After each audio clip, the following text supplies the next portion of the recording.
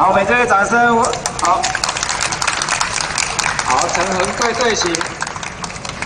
好吗？圣火传递暨桃园市政府向彰化县政府致敬仪式，仪式开始。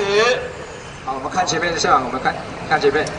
再有黄玉环黄校长，交接主火给我们彰化县的大家长王惠美王县长。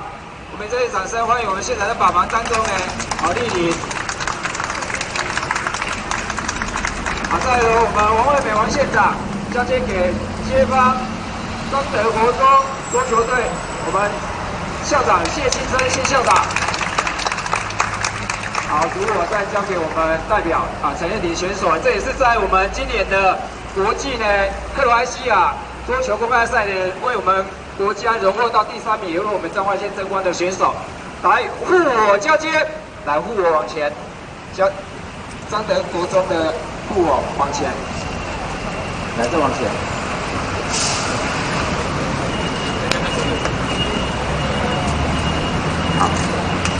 好，我们双方护我退回原来的位置。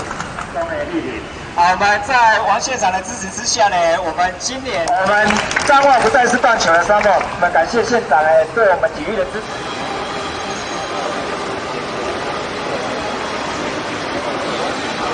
感谢呢桃园市政府在这一次呢，莅临我们彰化县。今年的全国运动大会是由桃园市政府来主办，那圣火是从9月30一直到现在来到我们彰化县。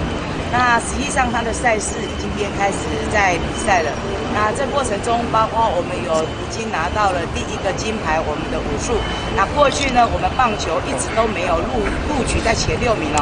我们今年的棒球也不再是彰化不再是棒球的沙漠，我们今年也夺得了一个第6名了哈。那我们呢这次总共参赛的选手有519位，那报了27项的运动。那期望我们的选手都能够突破自我，再创佳绩，为彰化县夺得1金、2金、3金更多的这个奖牌。我们期望我们的选手能够夺得1金、2金、3金哦，更多的金牌。那我们的乡亲一起为我们的选手一起来加油。对，好，再来4号，来看这里哦。以前我当镇长要跑过的。